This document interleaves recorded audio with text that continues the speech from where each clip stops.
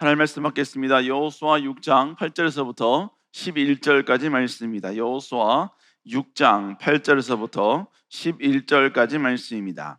우리 시간 다 같이 하나님의 말씀을 받겠습니다. 시작.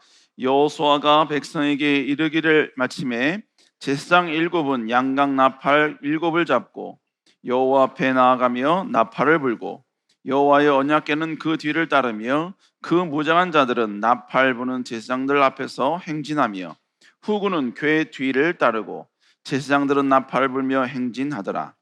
여호수아가 백성에게 명령하여 이르되 너희는 외치지 말며 너희 음성을 하지 말며 너희 입에서 아무 말도 내지 말라. 그리하다가 내가 너희에게 명령하여 외치라는 날에 외칠지니라 하고 여호와의 궤가 그 성을 한 번 돌게 하고 그들이 진영으로 들어와서 진영에서 자니라. 아멘. 오늘 여호수아 6장 8절부터 11절의 말씀을 가지고 승리를 얻는 가장 단순한 태도라는 제목으로 여러분과 함께 좀 말씀을 나누도록 하겠습니다. 지난주에 우연찮게 제가 동영상을 하나 봤는데 거기서 어떤 강사가 이야기하는 내용이 너무나 웃기기도 했지만 저에게 큰 어떤 도전 내지는 삶의 지식을 주었습니다. 그 강사가 하는 말이 뭐냐면 여성과 자연스럽게 대화할 수 있는 방법은 아주 간단하다는 거예요. 단순하다는 것입니다. 그러면서 그 단순한 방법이 뭐냐면 바로 3가지의 언어만 제대로 하면 된다, 이렇게 이야기를 하는 것이죠. 그 3가지 언어가 뭐냐면요, 진짜, 대박이야, 헐, 이 3가지였습니다. 이게 어떻게 대화가 되지? 어떻게 이걸로 대화가 될까? 그러자 그 강사가 실제 예를 들어주는 겁니다. 예를 들면 있는 겁니다. 어떤 자매가 이제 이야기하는 거예요. 나 오다가 영숙이 만났다. 그럼 한마디 하면 되는 거예요. 진짜? 다시요. 나 오늘 오다가 영숙이 만났다. 대박이다. 나 오늘 오다가 영숙이 만났다. 헐. 여러분, 대화가 되지요? 제가 강요하는 겁니까? 여러분, 그 강사가 이야기하는데 진짜 대박이다, 헐, 이 3가지로 모든 여성과의 대화가 다 진행이 되더라는 것이죠. 그러니까 그가 이야기하는 건 뭘 말하느냐, 이 언어가 중요한 게 아니라 여성과 이야기할 때는 여성의 말에 호응해 줄 수 있는 그 단순함이 있어야 된다라는 것입니다. 그 단순함이 없으면 결국은 여러분 서로 자기 이야기를 하게 되고 서로 전혀 공감을 느끼지 못한다는 것이죠. 여러분, 결국 완벽한 어떤 대화 내지는 어떤 완벽한 것을 이룰 때, 어떤 무언가를 성취할 때 우리는 그것이 복잡할 거라고 생각을 합니다. 물론 복잡할 수 있습니다. 그런데 그 복잡함을 넘어서 때로는 너무 단순한 것이 그 위대한 성공의 비결이 되고 키워드가 될 때가 있다는 것입니다. 여러분, 오늘 본문도 마찬가지예요. 복잡할 줄 알았어요. 정말로 여러분은 그 안에 있는 모든 여리고의 정복을 이루는 데 있어서 그 모든 과정이 정말로 심란할 줄 알았어요. 그런데 오늘 본문은 여리고를 점령하는 그 모든 것들은 정말로 단순했다. 위대한 승리를 경험하는 이 모든 것들은 정말로 심플했다는 것을 오늘 본문은 우리에게 이야기하고 있습니다. 오늘 본문은 드디어 이스라엘 백성들이 여리고를 정복하기 위해서 출정을 하는 장면을 우리에게 소개해주고 있습니다. 여러분, 여리고 정복을 하는 방법은 모두가 다 아는 것처럼 그냥 여러분 도는 거죠. 6바퀴 돌고 마지막 날에는 7바퀴 도는 것입니다. 그래서 총 13바퀴를 도는 것이죠. 그런데 여호수아는 여리고 성을 돌 때에도 일정한 원칙을 가지고 돌아라, 이렇게 명령을 합니다. 그게 여호수아 6장 8절입니다. 한번 읽어볼까요? 시작. 여호수아가 백성에게 이르시기를 마침에 제사장 7은 양각 나팔 7을 잡고 여호와 앞에 서서 나와 나팔을 불며 여호와의 언약궤는 그 길을 따르며. 자, 여기서 이야기한 게 뭘 말하냐, 먼저 7명의 제사장들이 7 양각 나팔을 가지고 맨 앞에 서라는 겁니다. 그 다음 그 뒤로는 바로 언약궤가 서라는 거예요. 오늘 구절은 오늘 읽었던 8절은 이걸 설명하고 있습니다. 그런데 9절에서는 조금 더 이걸 자세하게 설명을 해주고 있어요. 우리 9절 한번 읽어볼까요? 시작. 그 무장한 자들은 나팔 부는 제사장들 앞에서 행진하며 후군은 그 뒤를 따르고 제사장들은 나팔을 불며 행진하더라. 자, 여기서 제일 먼저 여호수아는요, 나팔을 부는 자들, 제사장들과 그 다음에 언약궤를 메는 자들에 대해서 먼저 소개하고 이 두 스텝 가운데 앞에 바로 군사들이 있고, 그리고 이 군사들 가운데 남은 군사들은 후군으로 와라, 이렇게 이야기하고 있는 겁니다. 그러니까 앞에 7명의 제사장, 양각나팔 부는 제사장과 그리고 언약궤를 중심으로 양쪽에 군인들이 포진을 해서 지금 이 여리고를 정복하기 위해서 여리고를 도는 진행을 이제 시작하게 되는 것입니다. 이렇게 되면 6일 동안 성을 돌았죠. 그리고 7째 날은 7바퀴를 돌게 됩니다. 그것이 바로 15절에 이제 나와 있는 것이죠. 여러분, 이것이 여리고 성을 정복하는 하나님께서 그들에게 주신 정복의 방법이었습니다. 여러분, 아주 심플하죠. 그런데 이것은 큰 윤곽을 말하고 있습니다. 그 큰 윤곽 말고 조금 더 디테일하게 들어갔을 때 진정한 이 모든 승리가 오게 되는 그 단순함을 오늘 본문에 여호수아가 이스라엘 백성들에게 명령을 하는 것으로 나타납니다. 그러면 여호수아는 과연 이 놀라운 여리고의 정복이라는 위대한 승리를 얻기 위하여서 수많은 이스라엘 백성들에게 명령했던 그 단순함은 도대체 단순한 명령은 무엇인가? 그 단순함은 무엇인가? 첫 번째로 여러분, 승리를 위해 침묵을 지키는 단순함이 있어야 한다는 것입니다. 자, 이스라엘 백성들은 순서에 따라 행군하고 하루에 한 바퀴씩 6일 동안 여리고성을 돌아야 합니다. 그리고 7째 날은 7바퀴를 여리고성을 돌아야 되지요. 물론 이렇게 여리고성을 도는데 아무런 문제가 되지 않습니다. 왜? 하나님이 그렇게 하라고 명령했기 때문입니다. 그런데 여호수아는 여리고성을 도는 그 모든 과정에 필요한 명령을 하나 합니다. 그게 바로 뭐냐? 우리 한번 6장 10절 한번 읽어볼까요? 시작. 여호수아가 백성에게 명령하여 이르되 너희는 외치지 말며 너희 음성을 들리게 하지 말며 너희 입에서 아무 말도 내지 말라. 오늘 본문에 보니까 여호수아는 이스라엘 백성들에게 뭐라고 말하냐면 너희들은 여리고성을 돌 때 아무 말도 하지 말고 절대로 아무 소리도 내지 말라, 이렇게 명령을 하고 있습니다. 그러니까 이스라엘 백성들은 하루에 한 바퀴를 돌지만 그 출발하는 그 순간부터 돌아오는 그때까지 그들은 침묵해야 합니다. 여러분, 60만이 그 성을 돕니다. 그러니까 누구도 말하지 아니합니다. 그렇다면 결국 여리고 성을 도울 때에 들리는 소리는 단 하나입니다. 그들의 발자국 소리밖에 들리지 않아요. 누구도 입으로 발설하지도 않고 고함을 지르지도 않고 아무 소리도 내지 않습니다. 여러분, 그런데 여리고를 돌 때 침묵하라, 아무 말도 하지 말라. 여러분, 이건 하나님의 명령이 아닙니다. 하나님께서는 여리고를 도는 순서하고 그리고 도는 방법만 이야기했지 구체적으로 어떤 태도로 돌아야 된다라는 것을 명령하지 않았습니다.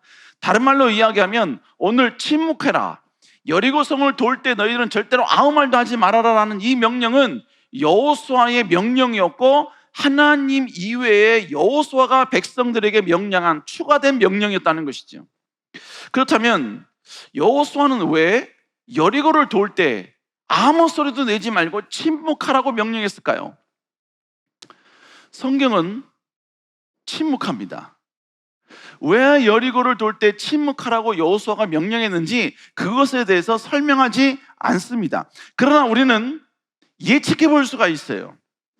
여호수아의 삶, 여호수아가 지금 여기까지 왔던 그 모든 삶 가운데 왜 여호수아가 지금 이 순간 하나님의 위대한 승리를 경험해야 될 지금 이 순간 침묵하라고 명령을 내렸는지 과거의 여호수아의 모습을 한번 되돌아보면 왜 그랬는지 우리가 짐작을 할 수 있다는 것입니다. 그러면 우리가 짐작할 수 있는 사건이 뭐냐? 바로 가데스 바네아 사건입니다. 12명의 정탐꾼이 40일간 가나안을 정탐한 이후에 그것을 정탐했던 모든 것들을 보고했던 사건입니다. 이 사건으로 인하여서 이스라엘 백성들은 가나안 땅을 정복할 수 있는 가능성이 40년 뒤로 미뤄집니다. 그리고 그 40년 동안 이스라엘 백성들은 광야에서 다 죽게 되지요. 출애굽을 경험했던 20세 이상 되는 모든 남녀를 막론하고 모든 이스라엘 백성들은 40년 동안 광야에서 다 죽어야만 했습니다. 여호수아 입장에서 한번 보세요. 그 광야에서 여러분요 죽지 않은 사람은 여호수아와 갈렙입니다. 그리고 출애굽을 경험했을 때 20세 이전 되었던 20세 이전의 모든 남녀들만 살아남는 거예요. 그러니까 40년 기간 동안 여호수아의 친구도 죽었습니다. 여호수아가 여러분요, 너무나 여러분 의지했던 모든 선배들, 후배들도 다 죽었습니다. 여호수아는 40년 동안 자기의 친구였고 자기의 이웃이었던 그 모든 사람들이 여러분 하나 둘씩 죽어가는 것을 볼 수밖에 없었다는 것이죠. 여러분, 이때 여호수아는 그 모든 죽어가는 그 모습이 그에겐 충격이었을 것입니다. 물론 하나님의 징계였기 때문에 그 모든 것들은 다 이루어져야만 되는 사건이었습니다. 그러나 여호수아 입장에서는 이거는요, 여러분 그냥 평범하게 받아들일 수 있는 상황은 아니었다는 것이죠. 자, 그러면 이 12명의 정탐꾼의 보고로 인해서 결국 이렇게 되었는데, 여러분 그들이 이러한 징계가 임했던 이유가 무엇입니까? 결론을 이야기하면 여러분 10명의 믿음 없는 부정적인 말로부터 이 모든 재앙이 시작이 되었다는 것이죠. 민수기 13장 31절 한번 읽어볼까요? 시작. 사람들이 우리는 능히 올라가서 이 백성을 치지 못하리라. 그들은 우리보다 강하니라 하고, 그들이 지금 10명의 이 보고자들이 하는 말이 뭐냐면 우리는 못 간다는 거예요. 절대로 칠 수가 없다는 겁니다. 상황적으로, 그리고 모든 군사적으로, 그리고 체력적으로, 체격적으로도 이건 불가능한 게임이라는 거예요. 그 말에 이스라엘 백성들도 하지 말아야 될 말을 합니다. 자, 14장 2절 3절 읽어볼까요? 시작. 다 모세와 아론을 원망하여 온 회중이 그들에게 이르되 우리가 애굽 땅에서 죽었거나 이 광야에서 죽었으면 좋았을 것을 어찌하여 여호수아가 우리를 그 땅으로 인도하여 칼에 쓰러지게 하려 하는가? 우리 처자가 사로잡히리니 애굽으로 돌아가는 것이 낫지 아니하랴. 급기야 여러분 이런 말까지 하면 14장 4절 읽어볼까요? 시작. 서로 말하되 우리가 한 지휘관을 세우고 애굽으로 돌아가자 하매. 여러분 지금 애굽으로 돌아가자는 거예요. 여러분 애굽으로 돌아간다는 이 말은 하나님이 아브라함과 이삭과 야곱에게 하셨던 그 모든 명령들을 완전히 파괴시켜버리고 부셔버리겠다는 이야기입니다. 신실하신 하나님의 그 위대한 여러분 속성을 그 순간 여러분 완전히 짓밟아버리고 찢어버리겠다는 거예요. 하나님의 입장에서는 용납이 안 되는 겁니다. 하나님은 신실하신 하나님이시고 약속을 지키시는 분이십니다. 그러니까 반드시 가나안 땅을 정복하게 해 주어야 합니다. 왜냐하면 이건 하나님의 약속이기 때문입니다. 그 약속을 이스라엘 백성들을 통하여 이루길 원하는데 이스라엘 백성들이 여러분 지금 그들의 보고를 듣고 애굽으로 돌아가자는 거예요. 여러분 이건 하나님의 입장에서는 받아들이기 쉽지 않은 불평이었습니다. 받아들이기 쉽지 않은 그들의 원망이었다고요. 여러분 결국 이 모든 말씀을 들었던 말을 들었던 하나님은 어떤 판단을 하십니까? 우리 한번 민수기 14장 28절 29절 우리 여러분 노란 부분만 읽어볼까요? 시작. 내 삶을 두고 맹세하노라. 너희 말이 내 귀에 들린 대로 내가 너희에게 행하리니 너희 시체가 이 광야에 엎드려질 것이라. 여러분 결국 조금 전에 이스라엘 백성들이 10명의 부정적 보고를 듣고 반응했던 내용, 즉 우리는 이 땅에서 죽었으면 좋았을 뻔하였노라 라는 이 말씀을 하나님은 그대로 너희들에게 이루어 주시겠다는 것입니다. 그대로 행하겠다는 거예요.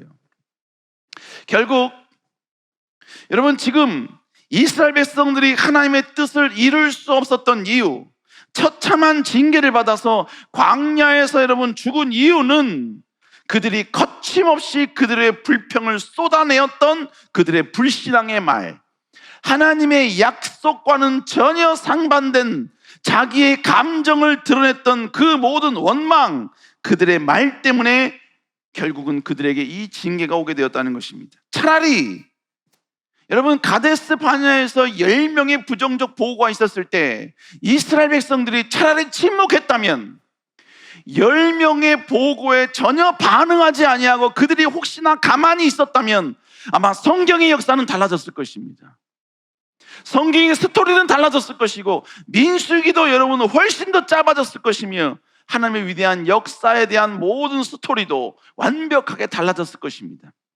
그러나 결국 이들은 하나님 앞에 여러분요, 절대로 하나님의 약속을 약속을 신뢰하지 못하는 자들이 자신의 감정에 북받쳐서 현실을 판단하면서 하나님의 그 약속과 언약을 향하여 정면으로 도전하여 쏟아냈던 그 모든 인간적인 말, 인간적인 언어, 인간적인 불평, 여러분, 그걸로 말미암아 그들은 처참한 결과를 낳게 되었다는 것이지요.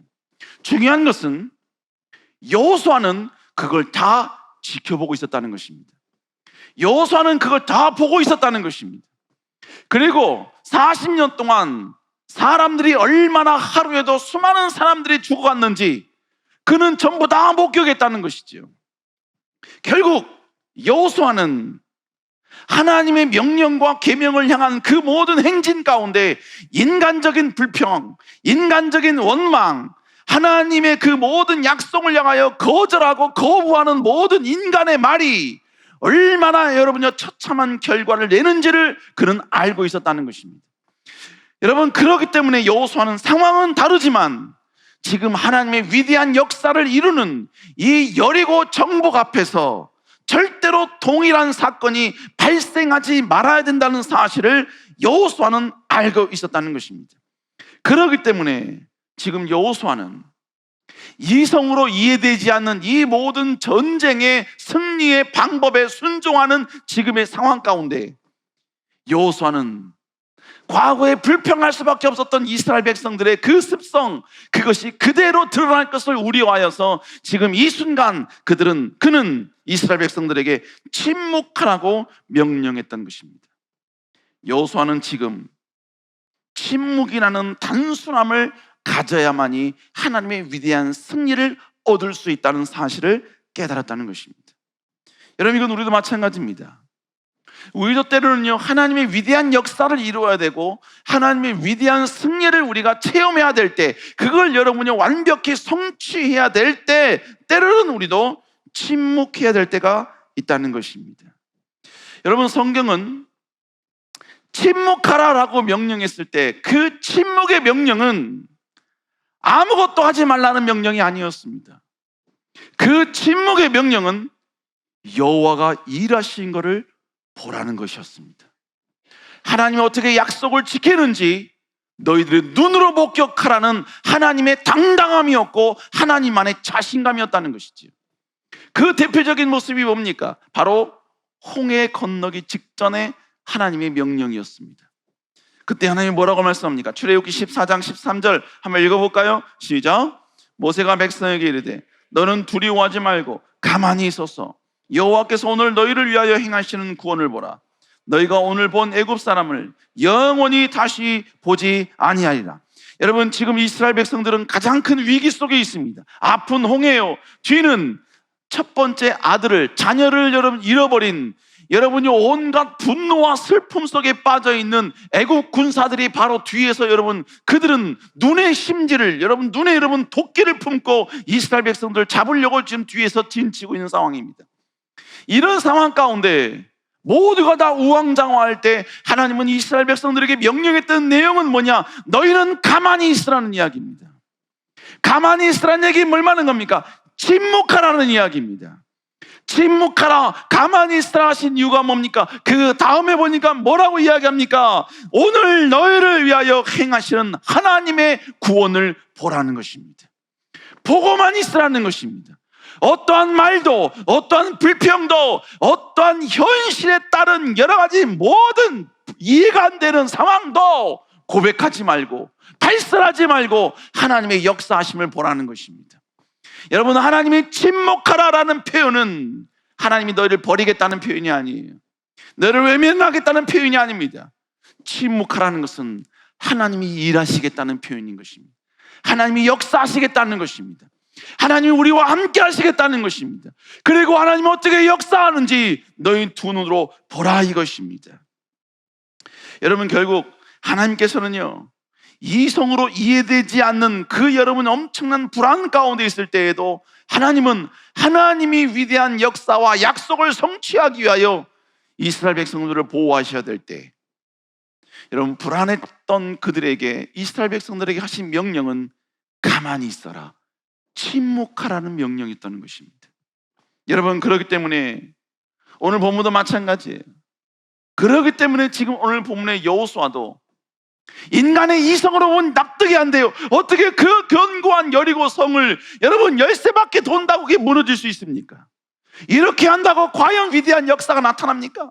이런다고 승리가 되나요? 여러분, 수없이 많은 이성을 앞세워서 하나님의 위대한 행진하는 모든 삶을 가운데 수근수근하면서 공격할 수도 있었고 불평할 수 있었다는 거예요. 그러나 여호수아는 침묵하라고 명령하고 있는 것입니다. 하나님의 명령에 순종하라는 것입니다. 이해가 되지 않아도 하나님이 하셨기에 하나님의 일하심을 보라는 것입니다. 하나님의 일하심을 보아야 될 때 우리의 이성은 필요치 않다는 것입니다. 우리의 모든 판단과 우리의 모든 노력과 우리의 모든 여러분 인간적인 그 어떤 수고도 그 순간만큼은 다 내려놓으라는 것입니다. 여러분, 이건 우리의 삶도 마찬가지지요.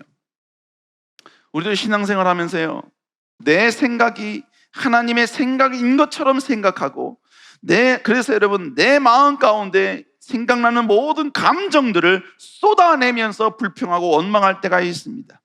또 내가 하기 싫다는 이유로, 내가 원치 않는다는 이유로, 내 생각과 충돌된다는 이유 때문에 때로는 거부하고 저항하고 하나님의 사역을 회방할 때도 있습니다. 여러분, 심지어 불평하는 나와 한 배를 타지 아니하였다고 하여서 그 사람을 설득하려는 그러한 여러분 엄청난 시도까지도 하는 경우도 있습니다. 여러분, 중요한 것은 내 스타일과 내 바램과 맞느냐 맞지 않느냐가 중요한 게 아니라 이것이 하나님이 원하심이냐 원하심이 않느냐, 이것이 중요한 것입니다. 내가 받아들일 수 없어도, 내가 포용할 수 없어도, 내가 여러분요 그것을 싫어하고 내가 그것을 받아들이기에 여러분 모든 상황적으로 좋지 않다 할지라도 그것이 하나님의 영광을 위한 일이라면 여러분 우리는 내 감정을 쏟아낼 것이 아니라 우리는 아멘 할 수 있어야 되는 거예요. 여러분, 그러나 지금처럼 아멘이 쉽게 나오지 않을 때도 있지요. 쉽게 나오지 않을 때 우리가 그때 취해야 될 것이 뭐냐? 바로 침묵이라는 것입니다. 침묵이라는 거예요. 불평하고 원망하고 내 생각을 쏟아놓을 바에야 차라리 침묵하라는 것입니다. 그냥 가만히 있으라는 것입니다. 드러내지 말라는 거예요. 쏟아내지 말라는 겁니다. 발설하지 말라는 거예요. 여러분, 남을 비난하는 것도 마찬가지입니다. 남을 비난하고 공격하는 자리라면 여러분 그 비난에 동조하지 마세요. 동조하고 싶은 내 마음이 있지만 그 동조하는 그 마음을 내가 여러분 죽여야 돼. 그래서 뭐예요? 침묵할 수 있어야 돼요. 그 순간 여러분 우리는 가만히 있을 수 있어야 되는 거예요.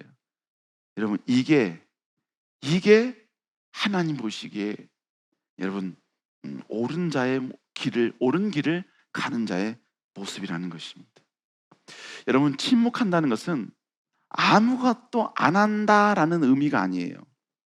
여러분, 침묵한다는 것은 그래도 그는 하나님을 의식하고 있다는 믿음의 결과인 것입니다.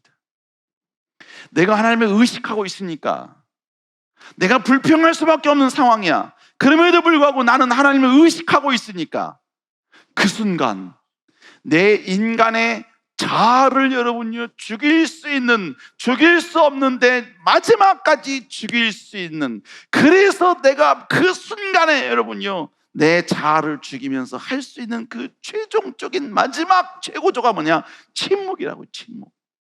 침묵. 결국 침묵은 하나님을 의식하기 때문에 나올 수 있는 모습인 것입니다. 또 여러분, 침묵한다는 것은 내가 하나님을 존중히 여기는 믿음의 고백이요, 모습이요, 반응이라는 거예요.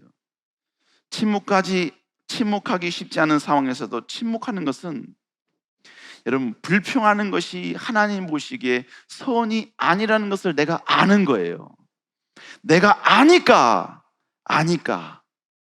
여러분, 하나님을 존중히 여기는 까닭에 내가 침묵을 선택하는 거예요. 여러분, 결국 침묵이라는 아주 단순하고도 심플한 행동이지만 그 행동 속에는 하나님을 경외하고 하나님을 존귀히 여기는 믿음의 모습이 담겨져 있다라는 것이죠.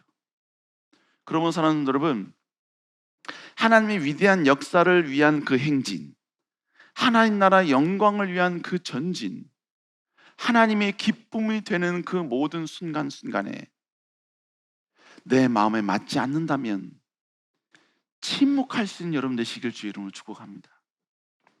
침묵보다 더 좋은 건 기쁨으로 그걸 받아들이고 수용하는 것이죠.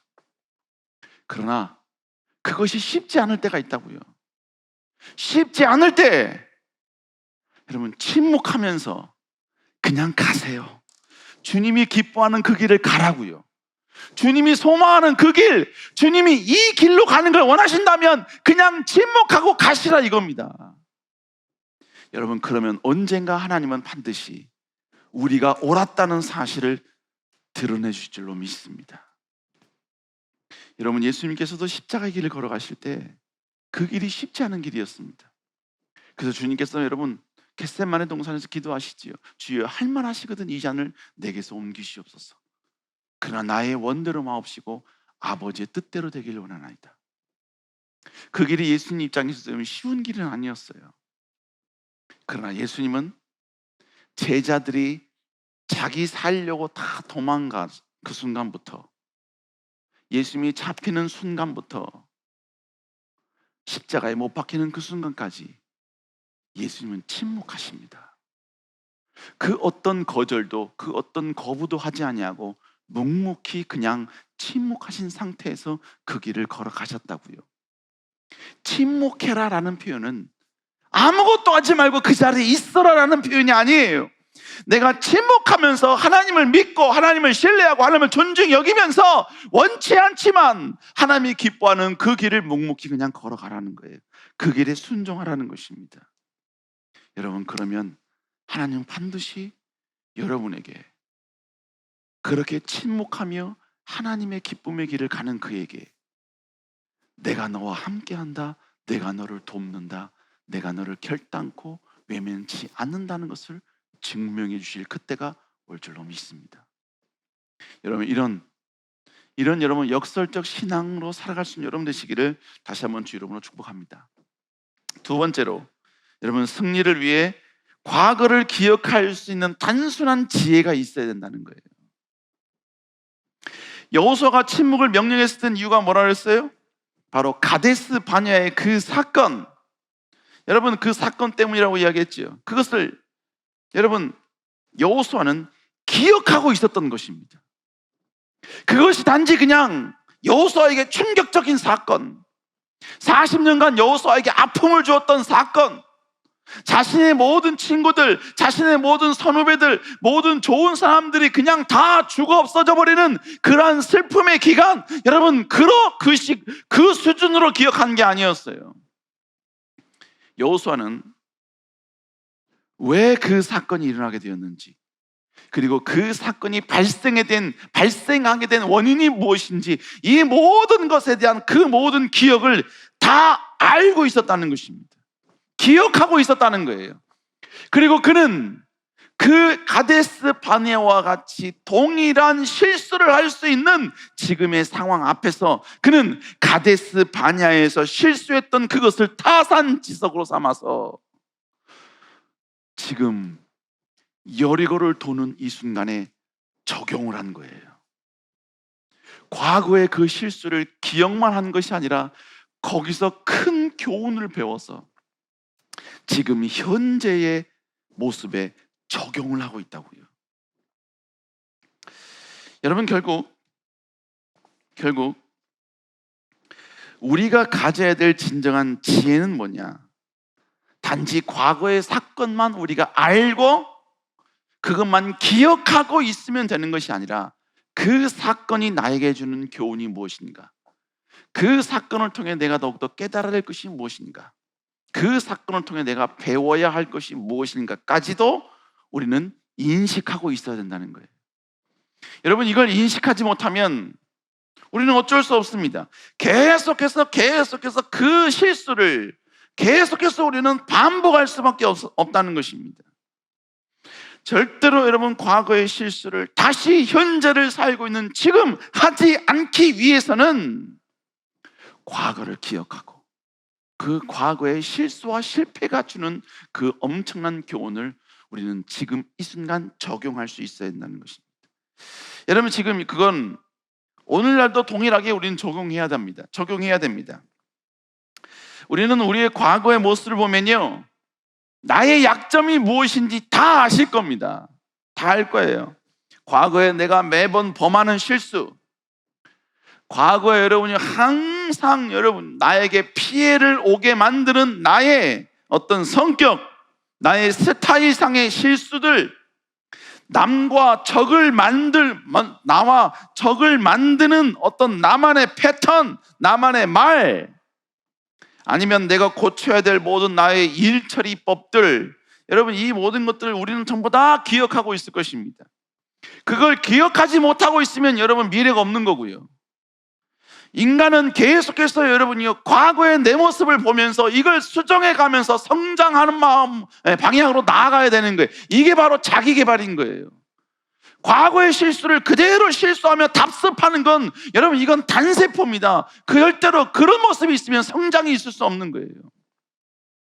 여러분, 그러면 우리는 과거의 여러분 실수, 과거의 여러분 실패, 여러분 이것을 다시 기억하고 그걸 타산지석 삼아서 지금 내가 어떻게 해야 될지를 다시 한번 여러분 생각할 수 있어야 한다는 것입니다. 미련한 사람은 IQ가 낮은 사람이 아니에요. 과거에 후회했던 그 실수를 지금도 똑같이 매번 반복하는 것, 여러분, 그게 미련한 겁니다. 매번 당했던 사람한테 똑같이 당하고, 매번 당했던 패턴, 똑같은 패턴으로 당하고, 똑같이 사기당한 그 방법으로 똑같이 사기당하고, 똑같이 여러분요, 수많은 사람들에게 여러분 이용당했던 그 방법 그대로 지금도 이용당하고 있으면 여러분, 그건 지금 미련한 거예요. 미련한 겁니다. 그래서 우리는 기억을 해야 됩니다. 생각을 해야 돼요. 내가 과거의 실수, 실패를 통해서 내가 배워야 할 게 무엇인가? 뭘 깨달아야 될 것인가? 어떻게 나를 패턴을 바꿔야 할 것인가? 어떻게 말을 바꿔야 할 것인가? 어떻게 나의 삶을 바꿔야 할 것인가? 우리는 기억할 수 있어야 되는 것입니다. 뿐만 아니라 여러분, 이건 과거의 실수, 실패, 이걸 다시 기억해서 현재 적용해야 될 것은 일반적인 영역뿐만 아니라 우리 신앙도 동일하게 적용해야 합니다. 여러분, 내가 시험을 당한 경우, 그 경우가 어떤 경우인지 기억해야 돼요. 매번 제가 이야기합니다. 사람이 시험 당하면, 시험에 들면 하나님께 칭찬받을 줄 알아요. 그러나 여러분, 절대로 하나님께 칭찬받을 수가 없습니다. 시험 든 그 자체는 하나님께 책망거리지 칭찬의 요소가 절대로 아니라는 거예요. 왜요? 시험 들었다는 것은 성령 충만의 결과가 아니라 마귀에게 유혹당했다는 결과이기 때문에 그런 것입니다. 여러분, 그러니까 성경에서도 예수님께서 뭐라고 말씀하십니까? 나로 말미암아 시험당하지 않는 자가 복이 있다 그랬습니다. 시험은 수용해야 될 영역이 아니라 거부하고 저항해야 될 영역인 것입니다. 그러면 내가 시험당하는 나의 약점이 무엇인지, 내가 어떤 상황에서 시험을 쉽게 당하는지, 내가 어떤 상황에서 무너지게 되는지 나 자신을 점검할 수 있어야 되는 거예요. 그리고 여러분, 내가 시험당할 수밖에 없는 상황이 발생했을 때 우리는 경계해야 됩니다. 긴장해야 돼요. 그러면서 절대로 나는 시험당하지 않으리라, 여러분요, 절대로 내 마음을 지키리라, 절대로 어떠한 상황에서도 이 상황에서 절대로 나는 무너지지 아니하리라, 우리는 그렇게 여러분요, 교훈을 삼아 현재에 적용할 수 있어야 된다는 거예요. 여러분이 쉽게 넘어지는 경우, 여러분이 쉽게 상처를 받게 되는 경우, 아니면 여러분이 쉽게 사명을 포기하게 되는 어떤 사건, 어떤 상황, 이것이 무엇인지 우리는 과거의 내 모습을 보여서 한번 점검할 수 있어야 된다는 거예요. 알고 있어야 된다는 것입니다. 그리고 그런 상황이 왔을 때 여러분, 우리는 그 순간 100% 이겨낼 수 없다면 침묵할 수 있는 지혜가 있어야 된다는 거예요. 빠지지 않을 수 있는, 넘어지지 않을 수 있는 그런 여러분 지혜가 우리 안에 있어야 한다는 것입니다. 여러분, 신앙의 실수와 신앙의 실패는 수치거리가 아니에요. 그거는 다시 한번 성장할 수 있는 위대한 밑거름이 되는 것입니다. 여러분, 그렇기 때문에 여러분 청년들도, 여러분 지금 20대들도 결혼하기 전이면 수없이 실패해도 돼요. 수없이 좌절을 경험해야 됩니다. 수없이 뭔가 도전하다가 여러분 꼬꾸라지는 그런 훈련, 여러분 저는 해보라고 여러분에게 적극 추천합니다. 왜요? 그건 여러분의 인생을 무너뜨리는 게 아니에요. 그것이 여러분에게 교훈이 되고 그 교훈이 여러분을 성장시키고 여러분의 생각을 바꾸는 요소가 되면 그 실패는 오히려 여러분에게 약이 되기 때문에 그런 것입니다. 신앙도 마찬가지예요. 과거에 내가 이런 부분에 여러분 넘어졌다? 쓰러졌다? 아니요. 그것 때문에 내가 다시 나의 연약함을 깨닫고 내가 어떻게 하면 하나님께 우뚝 설까를 배웠다면 여러분 그것은 나에게 있어 어마어마한 큰 약이 되고 힘이 되는 요소다라는 것입니다. 여러분, 그러므로 우리는 우리의 과거의 연약한 부분을 기억하고 그 나의 연약함 속에서 교훈받아 지금 현실에 적용할 수 있는 사람이 되어야 된다는 것입니다. 여러분, 성경의 내용은요 거의 90% 이상이 다 과거의 일입니다. 90% 이상은 전부 다 과거에 있었던 사건을 우리에게 소개하고 있는 거예요. 성경의 일부만 앞으로 일어날 일에 대해서 기록을 해놓은 것입니다. 뭐 다니엘의 뭐 일부, 아니면 뭡니까? 마태복음에 하나님께서 말세에 일어난 일들, 그리고 요한계시록, 여러분 이 정도만 여러분 미래에 대해서 이야기하고 있지 대부분은 다 과거에 대해서 이야기하고 있어요. 그런데 여러분 고린도전서 10장에 뭐라고 말씀하는지 아십니까? 우리 한번 읽어볼까요? 고린도 10장 10절 11절 시작. 그들 가운데 어떤 사람이 원망하다가 너희는 그들과 같이 원망하지 말라. 내게 이러한 이런 일은 본보기가 되고 또한 말세를 만난 우리를 깨우치기 위하여 기록되었니라. 본문에 뭐라고 합니까? 어떤 사람들 원망하다가 하나님께 멸망을 당했대요. 그게 여러분요 지금 읽었던 가데스 바니아 사건 아닙니까? 뿐만 아니라 여러분 성경에 수많은 사람들의 여러분은 기록이잖아요. 그들이 불평했기 때문에 원망했기 때문에 결국은 그들은 하나님의 징계를 받았다는 거예요. 그걸 가산지석 삼으라는 이야기입니다. 내가 비록 그와 같은 실수를 범하지 않았지만 성경에 등장하는 수많은 인물들을 보면서 그들을 여러분 다시 나의 삶에, 현재를 살고 있는 지금의 나의 삶에 적용시키라 이거예요. 그들로부터 교훈을 받으라는 거예요. 그리고 지금 이 시대를 살면서 하나님 앞에 굳건한 자, 견고한 자로 서 있어라 이 말입니다. 언제까지? 본문에 언제까지라고 이야기합니까? 마지막 때까지. 말세를 만난 우리가 깨우치기 위하여 기록되었다라고 이야기하고 있습니다. 다른 말씀은 뭡니까? 여러분, 이 성경은 현재를 살고 있는 우리들에게 우리가 어떤 모습으로 살아야 될지에 대한 어마어마한 교훈을 주기 위해서 성경에 등장하는 수많은 사람들이 수없이 많은 시행착오를 겪으면서 겪은 것을 우리에게 기록해 놓은 거예요. 그러므로 여러분 지금 여러분의 모습, 어떠한 상황, 어떤 위치에 있을지라도 여러분과 비스무리한 상황 가운데 있는 사람은 성경 어딘가에 누군가의 스토리로 반드시 있기 마련이에요. 그걸 캐치해내서 하나님 보시기 옳은 길로 가겠다라고 하면 되는 거예요. 제가 지금 여러분께 뭘 말씀드리느냐?